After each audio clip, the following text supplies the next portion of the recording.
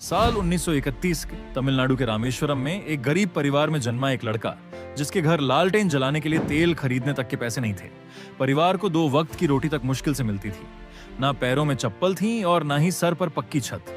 वो देखता था आसमान में उड़ते पंछियों को और देखता था एक सपना उड़ने का, जिसे उसने समुद्र के किनारे बैठकर देखा था।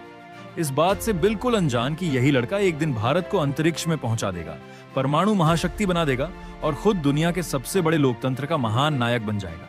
ये कहानी है इंडिया के missile man, Bharat Ratna doctor APJ Abdul Kalam जी की। एक ऐसी शख्सियत जिसके 0 हेटर्स थे, जिनके मुंह से निकला हर एक शब्द आज के युवा के लिए सबसे बड़ी सीख है और जिनका पूरी दुनिया इतना सम्मान करती थी कि 26 मई 2005 को जब कलाम साहब ने स्विट्जरलैंड में कदम रखा ना, तो उनके सम्मान में वहां की गवर्नमेंट ने उस दिन को साइंस डे डिक्लेयर कर दिया। लेकिन क्या आप जानते हैं कि एक छोटे से कमरे से निकलकर भारत के प्रेसिडेंट बनने तक का उनका सफर इतना मुश्किल था कि कोई आम आदमी बीच में ही दम तोड़ दे। इनफैक्ट कलाम साहब ने भी एक बार अपनी जान लेने की कोशिश की थी। आज हम सर एपीजे अब्दुल कलाम जी की इसी स्ट्रगल स्टोरी के बारे में बात करेंगे, जो आपको हर मुश्किल से लड़ने की हिम्मत देगी। कलाम का जन्म 1931 में रामेश्वरम में एक बेहद गरीब परिवार में हुआ था। उनके पिता एक छोटी सी नाव चलाते थे, जिससे मुश्किल से 2 वक्त की रोटी मिलती थी। एक छोटे से कमरे वाले घर में कलाम अपने 4 भाई बहन और माता पिता के साथ रहते थे और शाम होते ही उनके घर घना अंधेरा छा जाता था। बस जो हल्की सी रोशनी आती थी वो होती थी चांद की रोशनी, और कभी कभार लालटेन जलाने के लिए तेल खरीदा जाता था, जिसका भरपूर इस्तेमाल वो रात में पढ़ाई के लिए किया करते थे। और उनके माता पिता भी खुद अंधेरे में बैठकर अपने बच्चों को पढ़ने के लिए लालटेन दे देते थे। बचपन से ही कलाम को सीखने में बहुत दिलचस्पी थी। जब 8 साल की उम्र में उन्हें पता चला कि उनके गांव से कई किलोमीटर दूर एक ऐसे टीचर हैं जो 5 साल के बच्चों को फ्री में गणित पढ़ाते हैं, लेकिन उनका एक नियम था कि वो सुबह 4 बजे से 5 बजे के बीच सिर्फ उन बच्चों को पढ़ाएंगे जो नहा कर आएंगे। तभी 8 साल के कलाम ने ठान लिया कि वो मैथ्स तो सीख कर रहेंगे। ऐसे में ठंडी हो, गर्मी हो या बारिश, वो हर सुबह ठंडे पानी से नहाकर और तैयार होकर मास्टर जी के पास पढ़ने चले जाते थे और बहुत जल्द वो सीखने की प्रक्रिया को मास्टर करने लगे। लेकिन वो सिर्फ पढ़ाई से संतुष्ट नहीं थे, वो परिवार की मदद करना चाहते थे। इसीलिए 10 साल की उम्र में उन्होंने पूरे गांव में अखबार बांटना शुरू कर दिया। कलाम साहब हर सुबह अपनी साइकिल पर रेलवे स्टेशन जाते, वहां से दीनामनी नाम के अखबार कलेक्ट करते और पूरे गांव के घर घर में अखबार पहुंचाते। इस दौरान भी वो चलते चलते पूरा अखबार पढ़ लेते थे। वहीं वो अपनी दोपहर मणिकन की लाइब्रेरी में बिताते और ज्ञान की खोज में किताबों, पुराने अखबारों और लिटरेचर के पन्ने पलटते रहते। कलाम साहब कहते थे, हमेशा बड़े सपने देखो क्योंकि छोटे सपने देखना अपराध है। लेकिन वो यहां नहीं रुके। समुद्र किनारे घंटों बैठकर उन्होंने आसमान में उड़ते पंछियों को देखा और एक सपना देखा, पायलट बनने का। वो कहते थे, सपने तभी सच होते हैं जब हम उन्हें देखना शुरू करते हैं। लेकिन इस सपने की राह में इतने कांटे बिछे थे कि आगे बढ़ते हुए उनके पैर ही छिल गए, जिसमें सबसे बड़ा कांटा था आर्थिक तंगी। इस सपने को पूरा करने के लिए उनके परिवार ने भी हर संभव कोशिश की। 1951 में उन्हें सेंट जोसेफ कॉलेज में एडमिशन दिलाने के लिए उनकी बड़ी बहन ने अपने सोने के कंगन गिरवी रख दिए। कलाम साहब ने भी पूरी मेहनत से पढ़ाई की और यहाँ से फिजिक्स में डिग्री लेकर वो 1955 में Madras institute of technology (IIT) पहुंचे, एयरोस्पेस इंजीनियरिंग पढ़ने।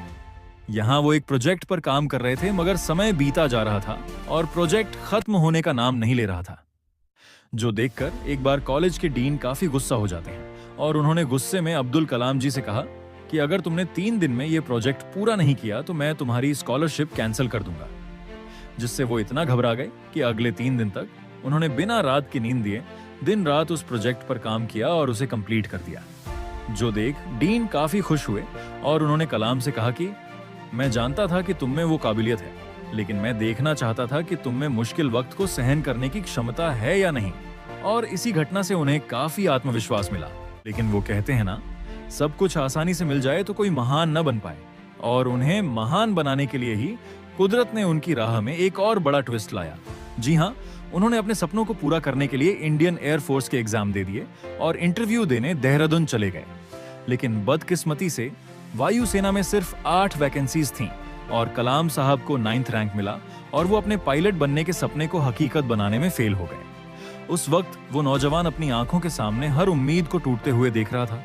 दुख, दर्द और पीड़ा इतनी थी कि उन्हें अपनी जान लेने तक के ख्याल आए। उस वक्त वो उत्तराखंड के ऋषिकेश में चले गए और एक दिन वो गंगा किनारे टहल रहे थे। उस वक्त उनके दिमाग में नदी में कूदने के ख्याल भी घूम रहे थे, मगर तभी उन पर स्वामी शिवानंदा की नजर पड़ी। उन्होंने कलाम के पास आकर उनके कंधे पर हाथ रखते हुए पूछा, बेटा क्या हुआ?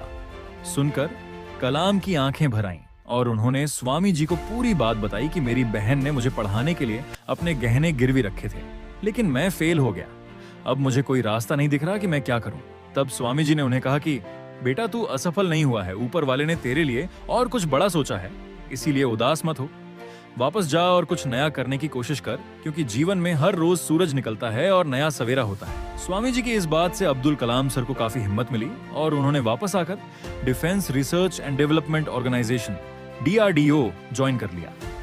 लेकिन यहाँ छोटे मोटे प्रोजेक्ट पर काम करके वो खुश नहीं थे। इसी बीच उनकी मुलाकात विक्रम साराभाई से हुई, जिन्होंने APJ अब्दुल कलाम की काबिलियत से खुश होकर उन्हें अपना स्टूडेंट बना लिया और Indian National Committee of Space Research INCOSPAR में ट्रांसफर मिल गया, जहां उनका पहला मिशन था भारत के पहले रॉकेट की उड़ान भरना।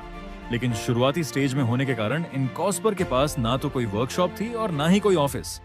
हर चीज कठिन लग रही थी। इसे अंजाम देने के लिए उन्हें सबसे पहले एक जगह चाहिए थी।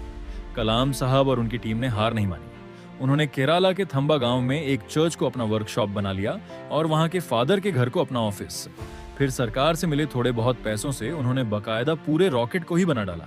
लेकिन यहाँ पर उनकी मुश्किलें खत्म नहीं हुई, क्योंकि रॉकेट को लॉन्च पैड तक ले जाने के लिए उनके पास कोई साधन नहीं था। तभी उन्होंने रॉकेट के पूरे पार्ट्स को डिसमेंटल किया और सभी टुकड़ों को बैलगाड़ी और साइकिल की मदद से लॉन्च पैड तक पहुंचाया। After months of hard work and experimentation, finally in मुश्किलों के बाद 21 नवंबर 1963 को यह रॉकेट लॉन्च करके भारत ने अंतरिक्ष में अपना पहला कदम रखा। लेकिन क्या आप जानते हैं कि एक मिसाइल मैन जिन्होंने इस देश को उसकी असली ताकत दिखाई, उनका नाम मिसाइल मैन एक सक्सेसफुल नहीं बल्कि एक फेल प्रोजेक्ट से पड़ा था। जी हाँ, तो हुआ यह था कि साल 1959 में डॉक्टर अब्दुल कलाम भारत के सबसे पहले सैटेलाइट लॉन्च प्रोजेक्ट SLV-3 के डायरेक्टर बने। मगर उस वक्त जनता को स्पेस में जाने की अहमियत पता ही नहीं थी। इसीलिए लोगों ने कई सवाल उठाए और उन्हें इस मिशन के लिए काफी कम बजट मिला। लेकिन फिर भी सर APJ अब्दुल कलाम इस मिशन के लिए इतने ज्यादा डेडिकेटेड थे कि उन्होंने अपने करियर में एक भी वीकेंड ऑफ नहीं लिया, कोई छुट्टी तक नहीं मनाई और खून पसीने से SLV-3 को तैयार किया। इसी बीच उनके पिता की मौत हो गई, लेकिन वो अपने लक्ष्य से भटके नहीं। उन्होंने इस प्रोजेक्ट को अपनी निजी जिंदगी से ऊपर रखते हुए पूरा किया। लेकिन जब अगस्त 1979 में उनकी 10 साल की मेहनत की असली परीक्षा हुई, यानी कि रॉकेट लॉन्च हुआ, तब यह सितारों को छूने के बजाय बंगाल की खाड़ी में जा गिरा। उस वक्त लोगों ने उन्हें काफी ताने मारे, बहुत खरी खोटी सुनाई। ऐसे में किसी भी इंसान की हिम्मत टूट सकती है, लेकिन उन्होंने हार मानने के बजाय अपनी गलतियों पर ध्यान दिया और सिर्फ एक साल के अंदर 18 जुलाई 1980 के दिन SLV-3 रोहिणी का सक्सेसफुल लॉन्च करके उन्होंने भारत का झंडा अंतरिक्ष में लहरा दिया। इस नई सक्सेस ने उनके स्टेटस को एक्सपोनेंशियल ग्रोथ दे दी, जिसके बाद उन्होंने भारत के बैलिस्टिक मिसाइल्स जैसे कि अग्नि और पृथ्वी के प्रोजेक्ट्स को भी सक्सेसफुली पूरा किया, जिसकी वजह से उन्हें साल 1981 में पद्म भूषण और 1990 में पद्म विभूषण से सम्मानित किया गया। लेकिन जिस उपलब्धि के लिए उन्हें भारत रत्न से नवाजा गया वो था पोखरण 2।